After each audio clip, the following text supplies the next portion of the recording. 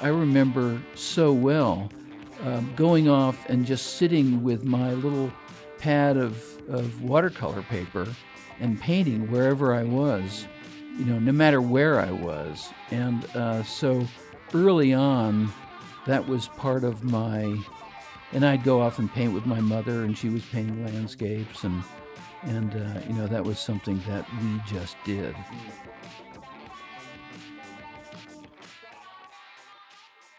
I have William Matthews on the podcast today, and you look like one of your paintings, actually. I'm sure people have said that before, right? Well, I paint what I know.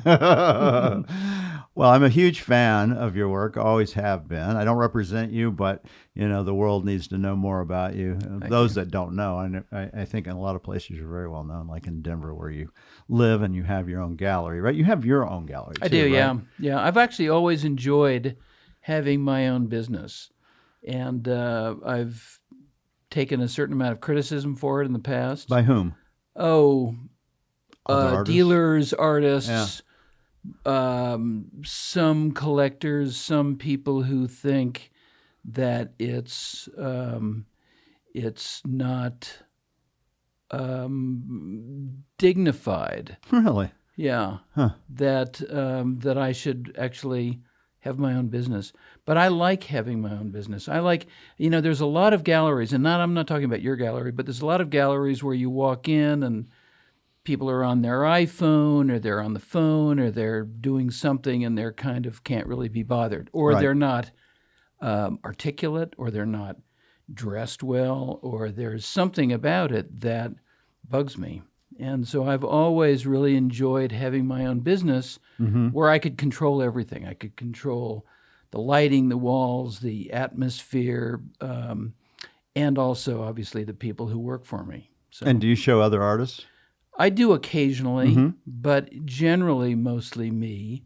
And most people come in because they want me, but I do show other artists. Yeah. Yeah, I would think it would. I mean, it seems like it would be a natural. I mean, a lot of other artists want, a lot of other artists already have representation, and there are very few people whose work that I love who would want to be in my space, but I do enjoy it. And it has to fit, right, people. too? I mean, that's Absolutely. the other thing.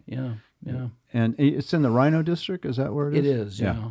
So that's just kind of, it's close to Lodo down in Denver. It is, and I was in Lodo for many, many years. I mean, I've actually had a studio in that area of Denver since 1972. Wow. I had a design studio in 1972 where I had just moved from LA, and I was doing album covers, and I was kind of doing graphic design work, but then I was also painting. I did my first show in Denver in Larimer Square for Dana Crawford in 1973. And I'd never done a show of paintings before in my life. Yeah. And she said, we just started Larimer Square. We have this great space. Do you want to do a one-man show? And I said, I guess I do. But I had been, in LA doing all these album covers, so I'd been doing hand lettering, and been doing ideas and graphic things. And so I started doing paintings that had words in them. And some of them were kind of fake advertisements, and some of them were just sort of poetry. And it was really interesting. I mean, I was 23. I really didn't know what how I wanted to position myself. Yeah, you didn't know your artistic voice, probably. Not as a painter. Yeah. I've been painting since I was a little kid, but I hadn't. And I want to go back to that painting to a little kid. Yeah. Because I want to kind of get the basis of where you come from. How it all started. Yeah, well, I think it's really interesting to see the evolution of an artist. Yeah. And there's a theme that seems to run through a lot of the podcasts I do. That enlightens me, and I think sometimes enlightens the artists themselves. But where did you grow up? I was born in New York City, lived there for about 6 months. We moved to Darien, Connecticut. And then in the 50s, we moved across the country to San Francisco. My father had been in the war and had been in the Pacific Fleet and had had been sailing in and out of San Francisco for 4 or 5 years, and he swore to himself, if I ever get the opportunity, I'm going to move to San Francisco. So He when was a Navy guy? he was a Navy guy, lieutenant commander, Yeah. and he loved ships and he loved the water, and so we got a house up on the top of the hill, and we could see all the ships Wow, that's coming cool. in. It was incredible. I mean, there's the Golden Gate, and there's Treasure Island, and and he would keep track of every ship that was coming in, whether they were, cruises or whether it was the Pacific Fleet, and it was, So I grew up loving the Navy, And you grew up in San Francisco. I grew up right in the city. Yeah. So did you know about Maynard Dixon at that time? Oh yeah. Yeah. Yeah. Yeah, I knew about Maynard Dixon. I would go down to Maxwell Gallery. Yeah. Oh yeah. There you When go. I was a little kid. Do you know what I'm talking about? Yeah, of course. Maxwell Gallery. I've had probably 30 or 40 drawings with his sticker on the back. I'll bet. Yeah. And he had all of the great California artists, and he had Arthur Matthews, and he had building all the way up through people like Raymond Staprins, and he Wayne Thiebaud and all of those California guys. And so that was an education. It was just an incredible. And where was he located? He was on Sutter Street. It was on Sutter Street. And it was right next to my dentist. Uh-huh. So when I'd go down to the dentist, I'd always go to the Maxwell Gallery. And I got to know Mark Maxwell, and his wife. He couldn't really care less about me, especially when I was a little kid. Yeah, how old were you when you were doing this? It's like 12. Oh yeah, you're young. I was really young, and his wife was very friendly, so she would show me stuff and like take things off the wall and show me the back. And do you remember any of those paintings specifically? Of course, Dixon that he might have had at that time. I mean, it's hard to remember when you're 12, but sometimes they Dixon do stick. paintings. Oh God, Dixon has been such a major river through my life that it's hard to remember. Yeah. Where I first saw particular paintings. They also showed me people like William Russell Flint. I don't know who that is. He was a great watercolorist who was the head of the American the Royal Watercolor Society, RWS, but he had an amazing ability with washes and figures, and he just mesmerized me. And then you saw that at his gallery? I saw that. The first William Russell Flints I saw were at the Maxwell Gallery. Oh, that's interesting. And so, but you were even, it sounds like maybe as a kid, like 6, 7, 8. I was painting early. Painting? I was painting. Wow. I was painting in watercolor early.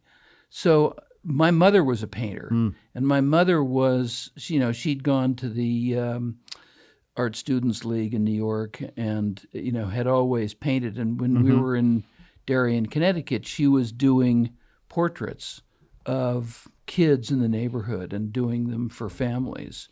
And so I remember, painting. I remember seeing paintings and the smell of turpentine and brushes and palettes and all of that.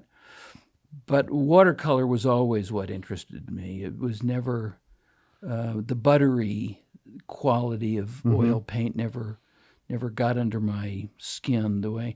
And she showed me great watercolorists. So we would go to museums a lot. My grandfather lived in New York. He was an artist too, wasn't he? He was an artist, and he ran an ad agency. His name was Abbott Kimball, and he lived right across the street from the Plaza Hotel, That's a nice and place. looked out on that great Augustus St. Gaudens statue. And he had an ad agency in the Seagram building on Fifth Avenue, and it was an incredibly elegant, dynamic guy who traveled all over the world, and he carried his little Minox camera, and he'd do drawings, and he'd send us pencil sketches of people that he was sitting next to on the bus, or people that he saw in the market, and he would send us stacks of these drawings. Wow! And it was so interesting because later on I realized, this is exactly what I ended up doing for a living. And I still have those drawings? I don't. Yeah. My mother, they just kind of floated around. I do have a lot of his photographs. Yeah. And his photographs were really beautiful. And I have them, and they were mounted, and they're, he really was an amazingly aesthetic, artistic guy. And he encouraged your mother to be an artist? He encouraged my mother to be an artist, and he actually gave me my first camera. And when I was 11, he came out to San Francisco for Christmas, and I found his original notebook that said what he was giving everybody for Christmas. And for me, I was the eldest, and it said Billy camera. And I remember when I got it, and it was one of those brownie cameras with a big flash, and I used it. I took a lot of pictures, and that was kind of the beginning of my love of photography. Yeah. Did you think you might become a photographer at that point when you're young? Well, I am a photographer. Everything is kind of blended together. I see. And, I thought when I was a kid I was going to be an architect.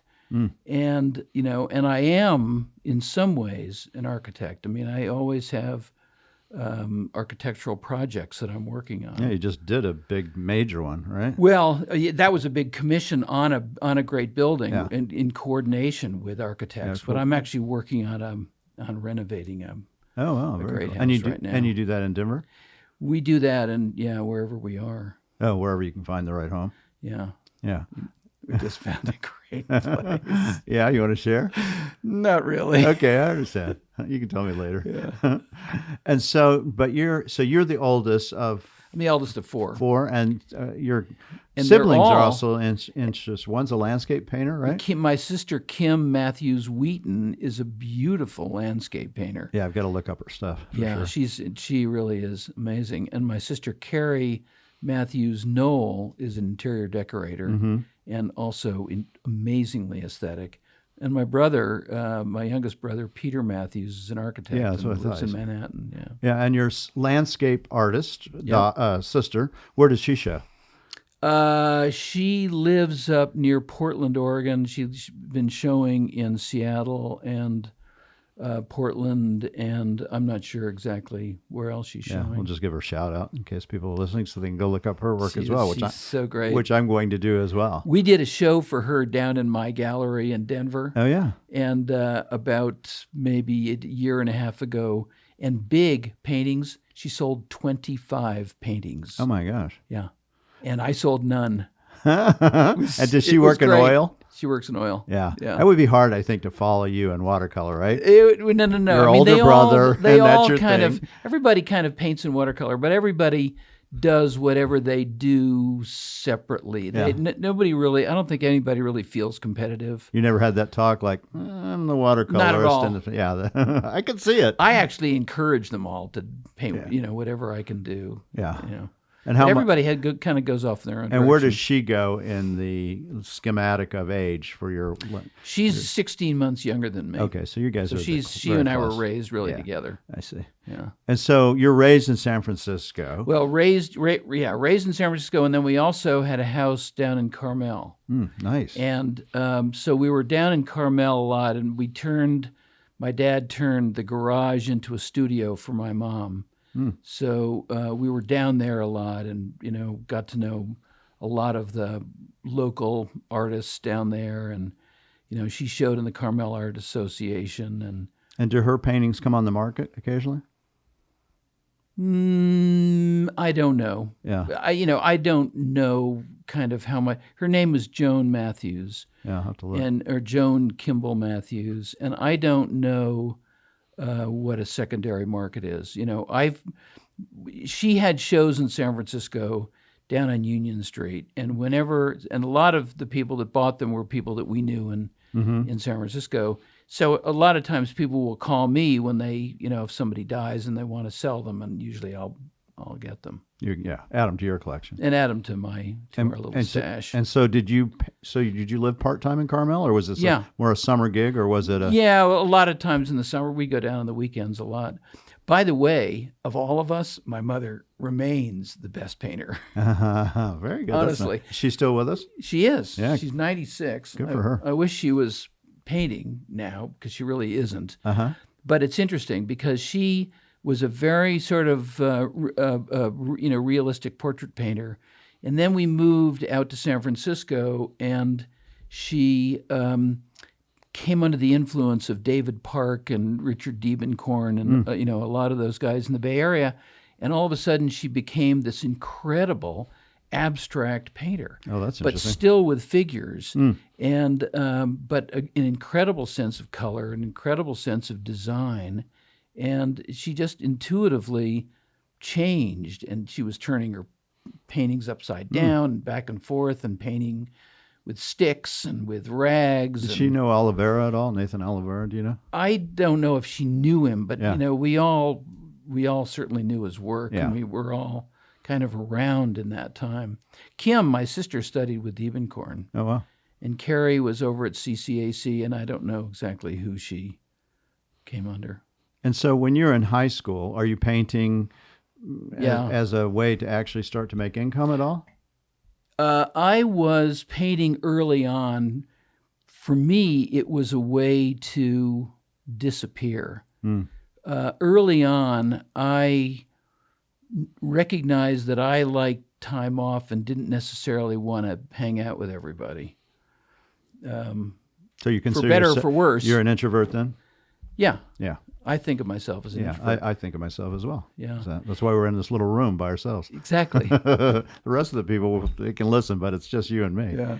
And so you were spending it time to create for you. So I would go off, and I mean, I remember so well going off and just sitting with my little pad of watercolor paper and painting wherever I was, no matter where I was. And so early on, that was part of my. And I'd go off and paint with my mother, and she was painting landscapes, and that was something that we just did. It was who you were. It was who we were. And so you But always... early on, my mother took me to a show of landscape of watercolorists, where I saw, John Singer Sargent and Winslow Homer, and I love his stuff. and Andrew Wyeth, and Demuth and Birchfield, and amazing American watercolorists. And from then on, I never wavered. And when you're doing these watercolors, so right along, you knew you were going to probably be a watercolorist. Is that true? I remember deciding when I was about 12 that I was going to be a really good watercolorist. Yeah, that's unusual. I had no idea what that meant, or I certainly never thought of it as a career. But I remember thinking to myself, I want to get really good at doing that. Was that after That's that what I show wanna that do. you had seen? That was after that show. And do you that I remember where saw. that show was? It seems to me that it was at the DeYoung, Yeah. but I can't remember exactly. But you vividly remember the show. Vividly remember Isn't the that show. interesting? Yeah. Vividly And so in remember. high school, did your teachers recognize that you had talent in this area? I assume they Well, must have. I was a total fuck up in high school. A lot of us were. And I went from school to school, and the only things that I was really interested in high school were art and music, playing guitar and painting, and I don't remember getting a lot of encouragement from anybody, Other than your own parents. never, Your mom didn't give you encouragement? never, Really? never. Why do you No. think that is? I think she really worried I was going to be an artist. Huh? And I think she really worried that I would never, the life of being an artist really had no good end. Yeah, it was a tough for sure. Well, I mean, and most of us, really became artists really as a sort of process of elimination. Yeah, I mean, think that's true. Most of us just weren't capable of doing much else. Yeah, I don't know if, I mean, I almost put it in the aspect that, I don't mean to be sort of negative about No. it, but I mean the reality was we weren't really cut out for the business world, Yeah. and we weren't really cut out. Except you're an exception. Well, I like business because I have done business. So I actually, well, we can get into that, but I actually ran a graphic design studio for a long time. Yeah, and I liked that. Yeah, it's clearly that you're good at business because you can't run a gallery and make it function unless you're good at business. That's right. But to get back to that, I think that a lot of artists, they're good at it. Everyone tells them this isn't an occupation you should do. You need to find something else. They That's right. look, they search, Right. and they keep coming back to That's really right. what they're good at. That's right. Including you, it sounds like. Well, that's right. I mean, I was told I needed to finish high school. Yeah. I needed to go to college. Yeah. I needed to get a business degree. I needed to, and then I could paint on the side. Yeah. And the reality was I couldn't do any of that stuff. None of it interested me. I mean, I was a hippie in San Francisco in the 60s, Yeah. and it didn't interest me, going to school. Yeah, and when did you graduate high school? Assuming you I graduated. didn't. Okay, when should have I graduated? would have graduated in the 68. Yeah, because so you were 67 Summer of Love. Were you involved in Exactly. that? Were you down there? Was I involved? Yeah, come on, baby. Deeply involved. Oh yeah, I want to hear about this part. Yeah. So what the heck Well, is that like?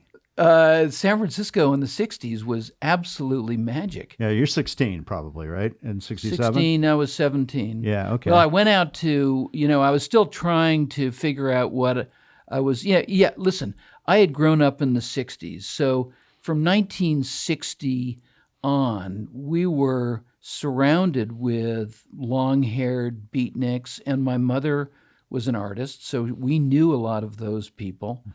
And it was interesting. I mean, they were always interesting. It wasn't it wasn't sloppy. It was smart. It was perceptive. These were interesting, confident, articulate people. Sure. When you look creative around now, and you'll see people who are long-haired and they're stoned and they're sort of, incoherent. That was not the way it was. Or at least that's how you saw it as a 17-year-old. No. I mean, really, I know. I was aware of how things were, Right. and it was a very, very interesting time. People were really aware that this was a magical moment. The art was interesting. The music was interesting. It was transformative, There were ideas. no doubt about it. People were aware that they were sort of building a world that was new, that was different than what they had been told to do. So are you at Haight-Ashbury in 67? I was around there a lot, yeah. And what was that like at that time? It was a combination of things. I mean, we smoked a lot of pot and tried different substances. Right. And that's part of what we did. I mean, I'm certainly can't divulge a lot of that over this interview, but let's just say it was very experimental in a wonderful and positive way. And also, I was not a self-destructive kind of guy. Yes. So I wasn't really one of those people who was going to go over the edge, but I did, everything. Yeah, you were there. I was there in it, and I was really interested in, as Baba Ram Dass, the recently deceased Baba Ram Dass said, "Be here now." Yeah. And I was there then. Experience it. And were you more interested in music at that moment? Because it was really, this thread of music was just Music was running great. through. Yeah. But the art was great. I loved the posters, and there were incredible poster artists, and so I got into posters. I mean, I started doing a lot of that At that time frame? Yeah, and then in 1970, we all went out to Altamont. Oh wow! To that, you were at Altamont? I was at Altamont. Wow! Yeah, I want to hear about tripping. that. Oh my! And Yeah. and it was that was a transformative moment. That was the end of 1969. That was 50 years ago. Yeah, that's when the Stones. The Stones played a free concert in Altamont Park in east of San Francisco. And they had the bikers there. And the Hells Angels were the security. Right, which ended up killing somebody, right? Well, a number of people were killed. In fact, one guy was stabbed in front of the stage. Yeah, but there were other people that were killed. Yeah, what was that? But it was terrible. Yeah, it was a terrible Did event. you realize what was? Completely. I hated it. Yeah, it was a terrible. But it was a very.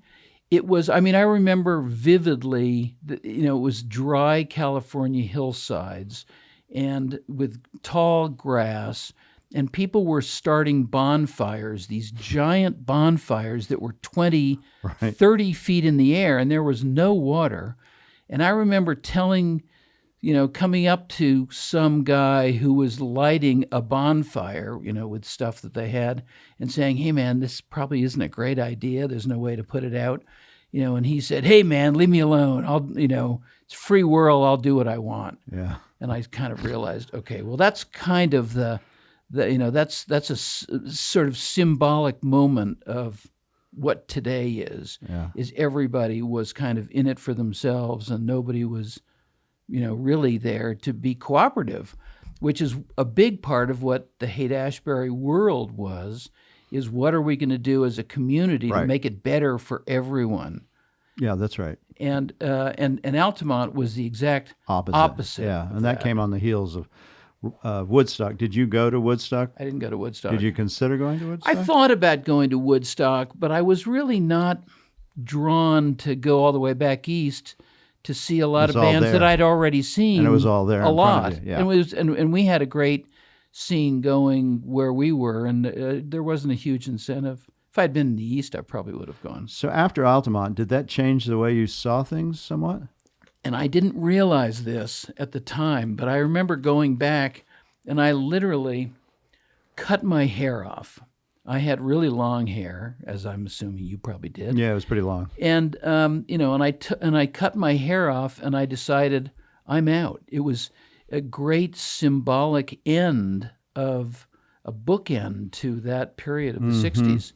And I said, okay, I'm ready for the next chapter. And I decided that I was going to pursue trying to do album covers.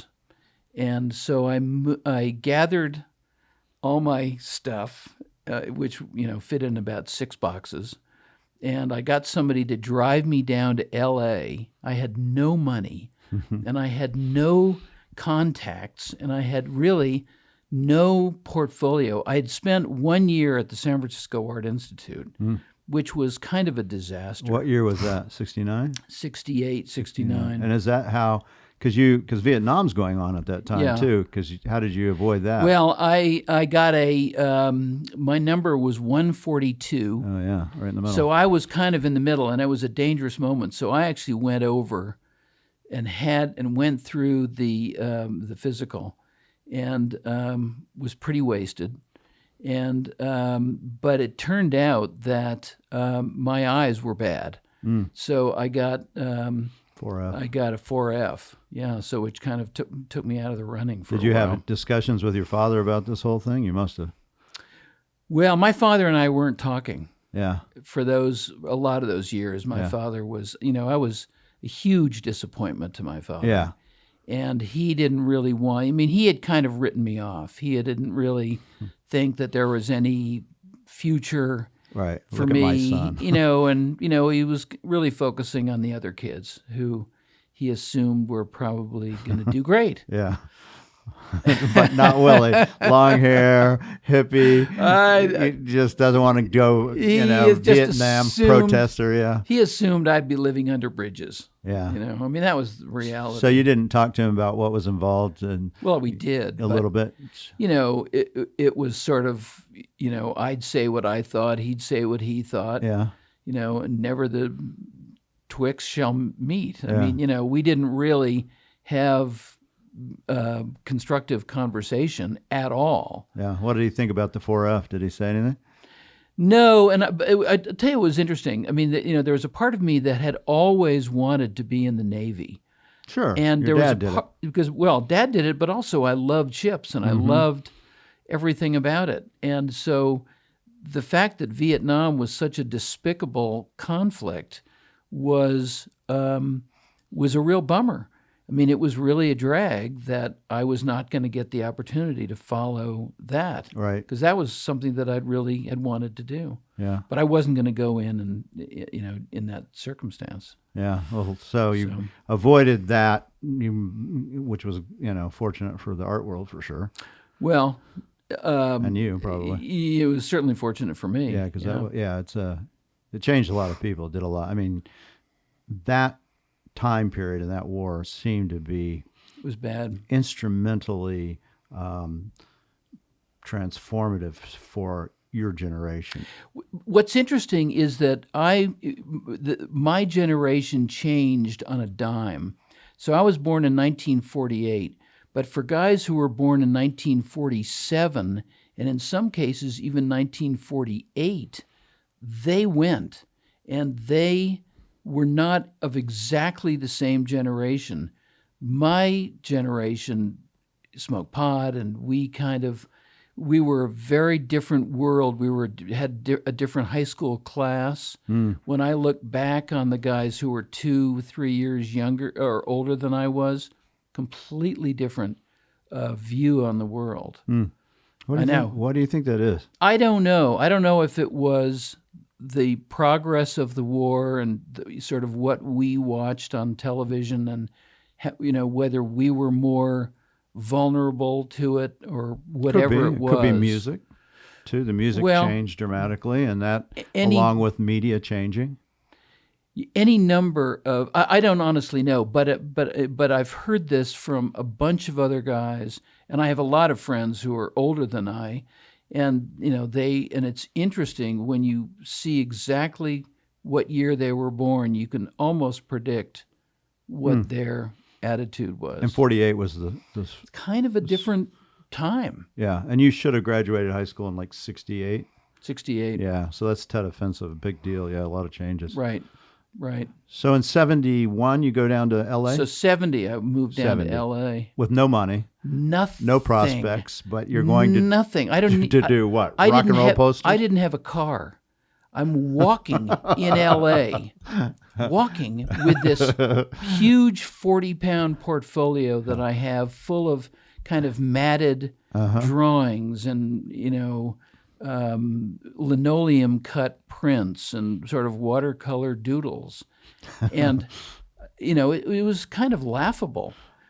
I was living in a basement room up on Hollywood Boulevard, over near Grauman's Chinese Theater. Yeah, I know where that with is. one tiny little window up at the top. And it was an interesting moment. And I slowly started, I'd started to meet art directors, and I started to meet people who were involved in the music business. And at one point, so then I got a little bit of work, a little bit of lettering, because I really didn't know anything. I didn't know how to set type, and I didn't know, how headlines, could be drawn out. So I just started hand lettering, and I figured out ways of doing hand lettering, inking, and I got really good at it. And so I started getting lettering jobs, and eventually I got an apartment above a garage off Santa Monica Boulevard, surrounded by porn theaters, which was its own bizarre neighborhood. Ecosystem, yeah. And eventually I met Al Schmidt and Tommy LaPuma over at Blue Thumb Records, and they said, well, we're doing a live album with a band called Dan Hicks and the Hot Licks. And I said, oh shit, they're an old San Francisco band. I've met Dan Hicks. And they said, yeah, you want to do the cover? And I said, yeah. Yeah, man. You bet. So I did this cover, and we went down and we recorded a live album at the Troubadour, which is about a mile from where I was living. This is like 72? This is 70. Still 70. Okay, Yeah. so this is early. Yeah. Linda Ronstadt's there by now, I guess. Yeah, I mean, there's a lot of people Yeah. in and out, the Crosby, Stills, and Nash guys and all those guys. Because that was the place, right? The Troubadour Troubadour was where all the music was, and it was great.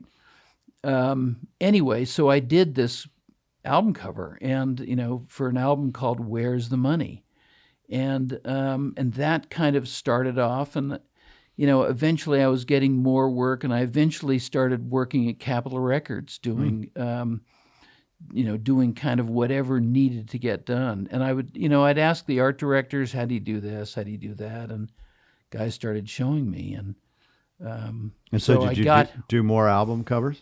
I did. Yeah. What other bands? Well, I did a bunch of other, second. That's fine. Start drinking water. I got thirsty. It's Arizona. We got to drink our water. It is Arizona. Yeah. I started kind of getting more into country areas. I did a cover for Leo Kottke called Greenhouse. That was the first time one of my watercolors had ever been reproduced. And met Michael Murphy, and we did. He had written. He was a writer at Screen Gems. He'd never recorded anything at that point, but he had written this 2-record set that Kenny Rogers in the first edition were recording. So, and that was with Larry Kanzler at that time. And Larry was involved in that, exactly. The great Larry Kanzler, who we've done a podcast on for those who want to listen to it. Oh, good. Yeah, where we talked about you as well. Oh, good. So you meet Larry and you guys, and Murphy and Michael Murphy, and a lot of other people. The Warner, that was a Warner Brothers album. But everything kind of ran together. I mean, there were a lot of interesting musicians around, and there were a lot of interesting projects, and I was being used for different bits and pieces. And in fact, my son, who has a record store up in Denver called Recollect, vinyl record store, keeps finding album covers that you did, or pieces of album covers that I've done. For Christmas this year, he gave me 4 things. I said, God, I don't remember this. And so at that point, were you just doing illustration on record covers and not painting your own stuff? Well, I was painting, but I was thinking, I was really trying to solve problems. People had records, some of them had ideas, some of them didn't have any idea, some of them knew exactly what they wanted to do. So I was... you were the art director in a lot of ways. I was the art director, but I was also the photographer, and I was also the illustrator, and I was the lettering guy, and I was kind of doing everything. I was thinking that I could do everything well. Did you think that was going to be maybe what you were going to do as a profession?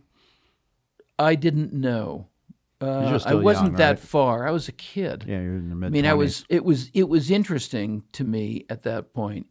Although but I started to get really burned out living in LA. I wasn't making really any money, and I was living in what I thought were pretty bad conditions.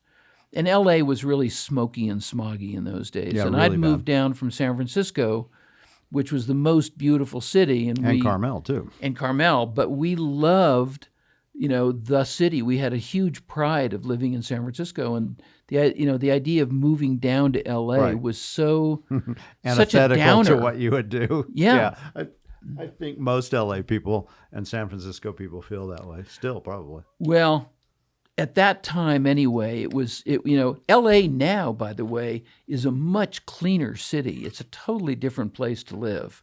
And but at the time, I look at photographs of the time. I mean, the sunsets were it was so brown and smoggy and everything. The air was terrible.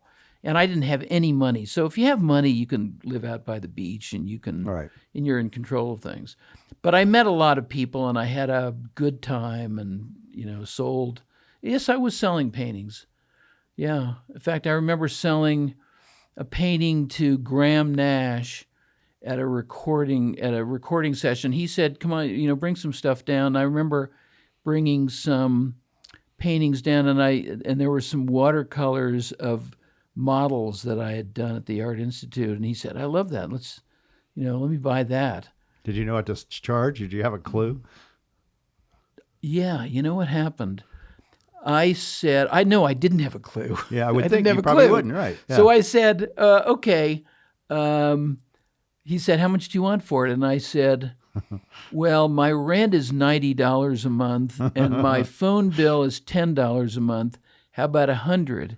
And he said, "Would you take $150?" Wow. And I said, "Yeah, absolutely." Yeah, what a nice gesture What a that great was. guy! I know. He was a great guy then. He's a great guy now. Yeah.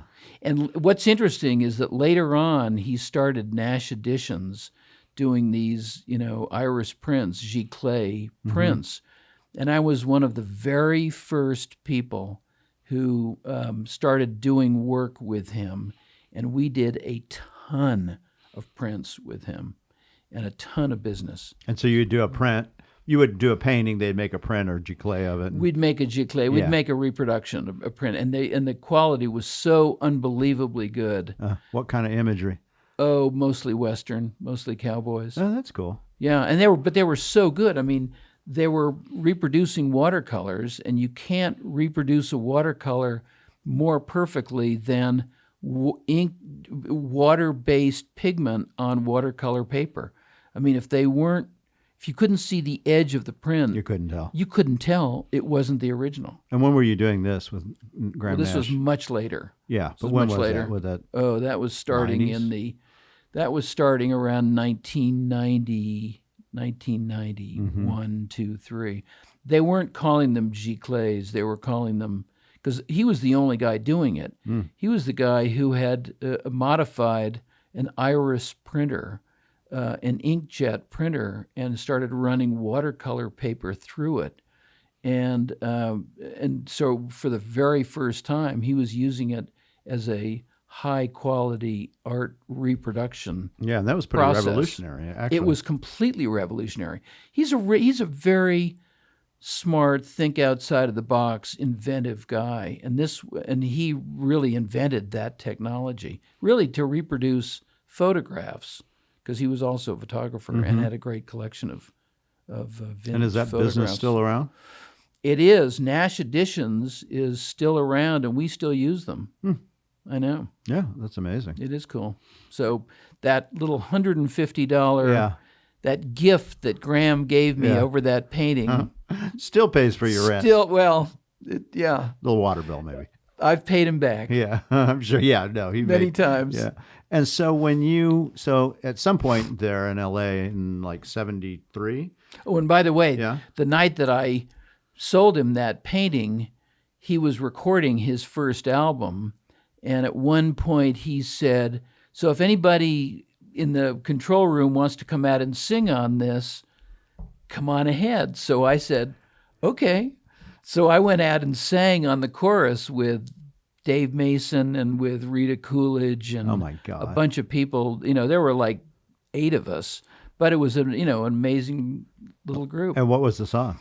The song is called "Be Yourself," and it's still available, and you can still, hear the little chorus. That has to give you great joy when you hear it play. Fun, yeah. And It was in that. It was in that movie with George Clooney. George Clooney and some girl up in. It took place on a plains, and they used "Be Yourself." oh as yeah, I the know which fade one. out. Yeah, yeah, where he's the he goes around and He's a salesman, I think. he cans people's jobs. I think is what he does. Yeah. Exactly. Yeah, that's right. exactly. It was a great movie, actually. Sorry, George, we don't remember the name of the movie, but it was very good. It's good. And so, but that's pretty amazing stuff that you're seeing at that time frame, but yet you still leave L.A.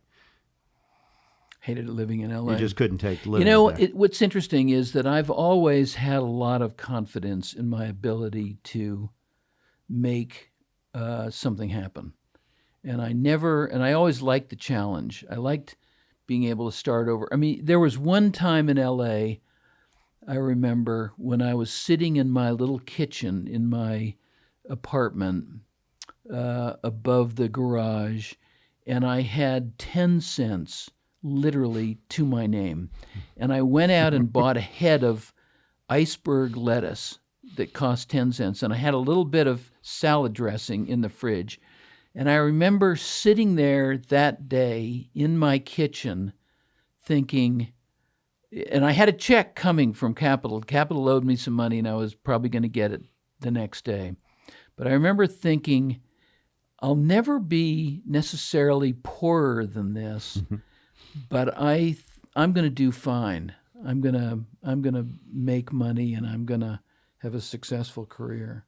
And I remember sitting there with a smile on my face, enjoying that moment, eating that head of lettuce. Well, maybe you day. recognized that was kind of the low ebb of where you were, and you could see your path forward. Yeah, absolutely. But I always felt, I can walk away from this and still make it happen. I don't need to necessarily build on album covers. And so how long after that did you leave and go to So then I left in, so I went out to, a friend of mine had a great place out in Topanga Canyon, and he was a photographer, and he was doing, a lot of the Joni Mitchell and Crosby, Stills and Nash and Neil Young stuff. And, he let me, I at that point had bought a 56 Chevy pickup truck, and he let me build a wooden camper on the back of that pickup truck. And I would come out on the weekends and work on it. And I'd never built anything before, but, I kind of figured out how to screw everything together, and built this really cool wooden camper. And it became my ark.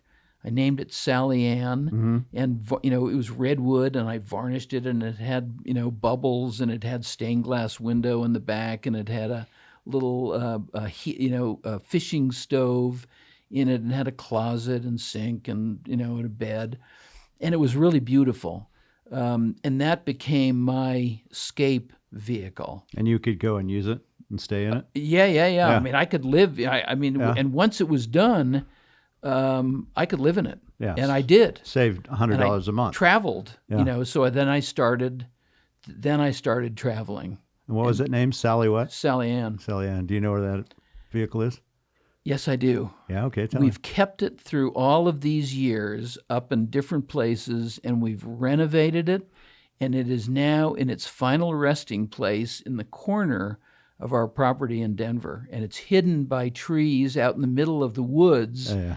In the middle of, and so to go there now, you have to go back out across the lawn and into the back garden, duck under trees, and go through a special walkway.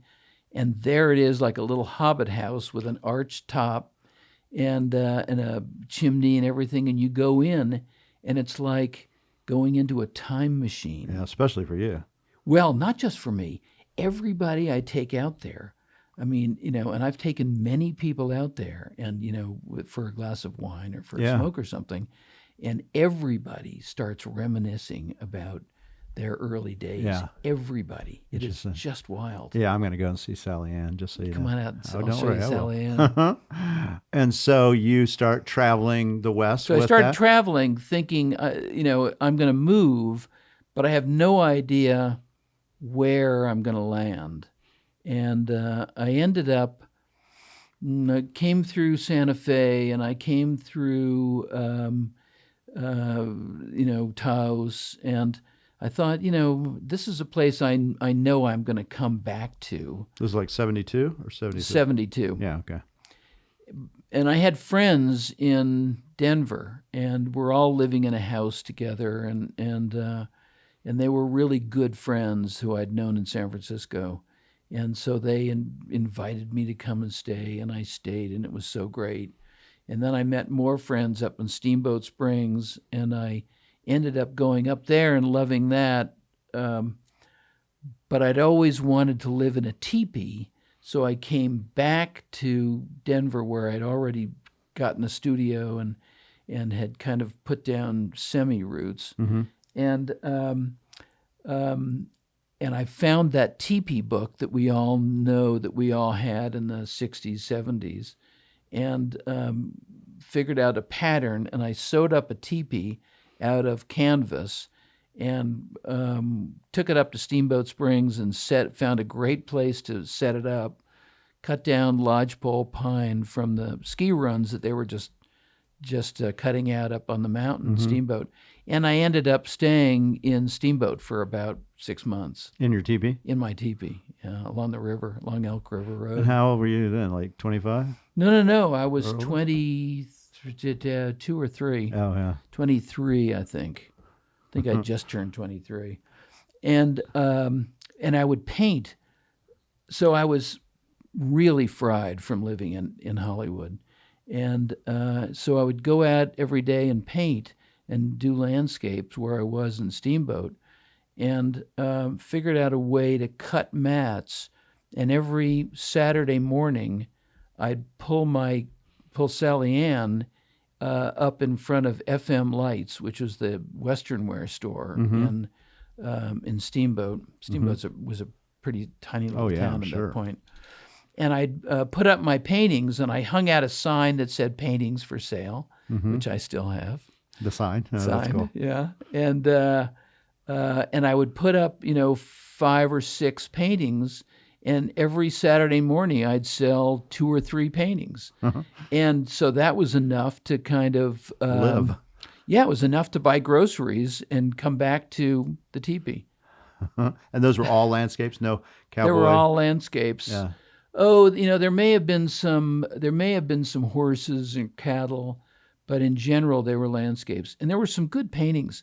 I mean, I've seen a few of them since then. They were bought by local people, and a lot of people still have them up there. I've probably sold, I don't know, 60 paintings over there. Do you remember what you would sell them for at that time? Yeah, What was it? $100. Yeah, that's okay. $50, Yeah. $60. Yeah. Money was very different, as you know. Yeah, and you're living in a teepee. Living in a teepee. Yeah. Yeah. And then when no expenses. And so when the winter started to come, which comes harsh. The winter came. I was also living with a lovely young lady, and so when the winter started getting cold, we decided to move back to Denver. Yeah.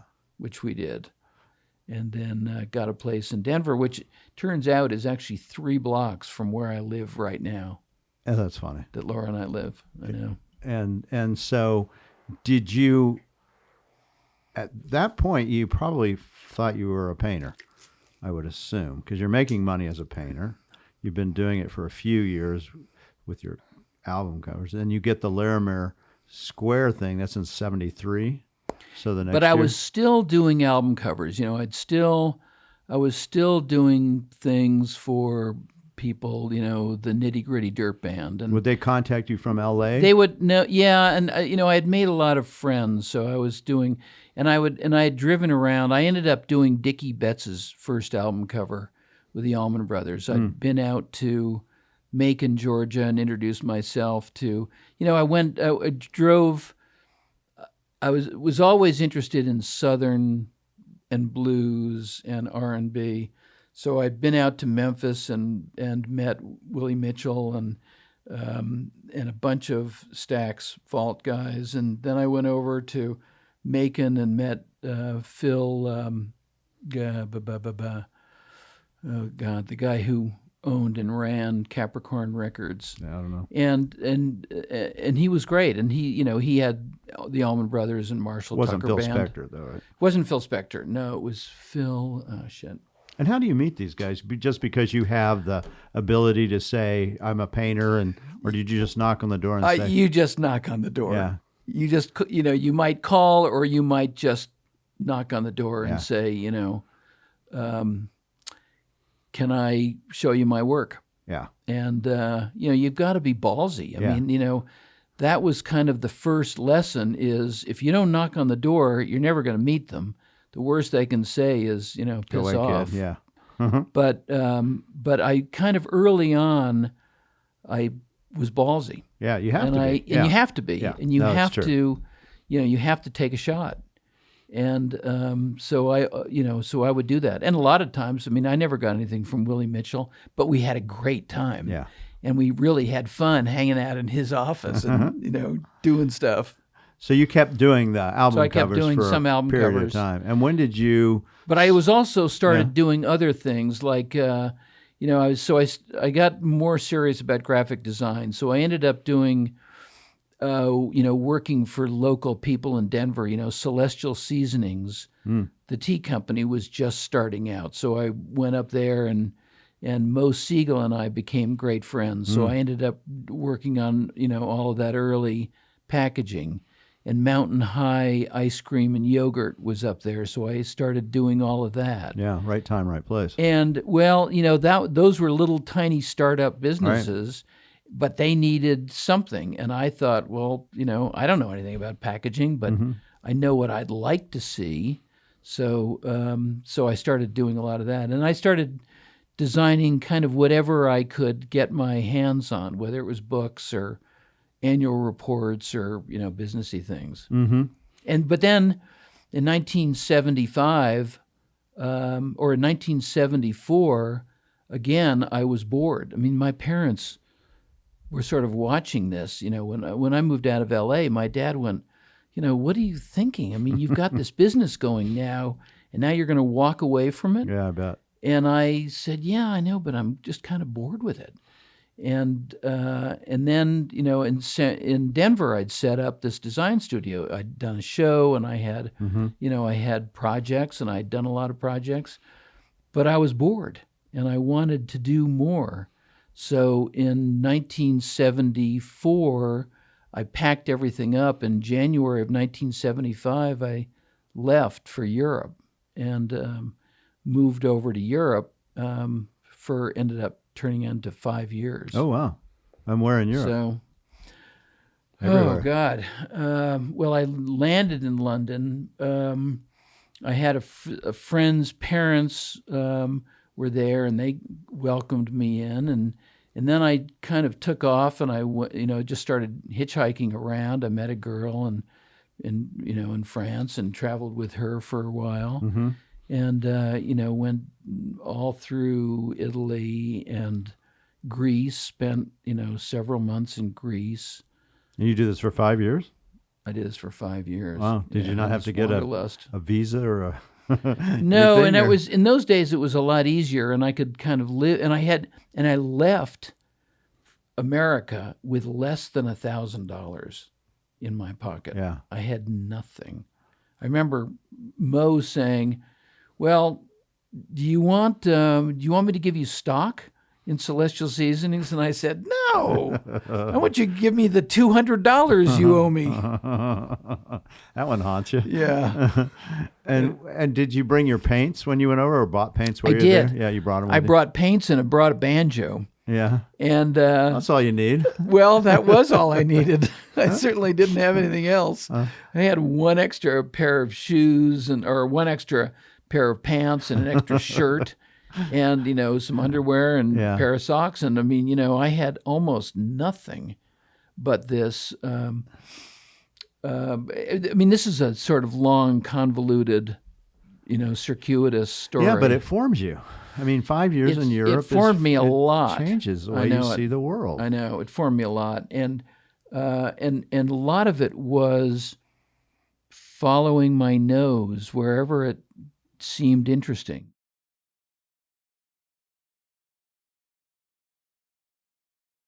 We need your support for the Medicine Man Gallery channel, so make sure to click the subscribe button and tap the little bell icon to be notified when we upload a new video, which we do every morning on Wednesday and Friday. See you soon.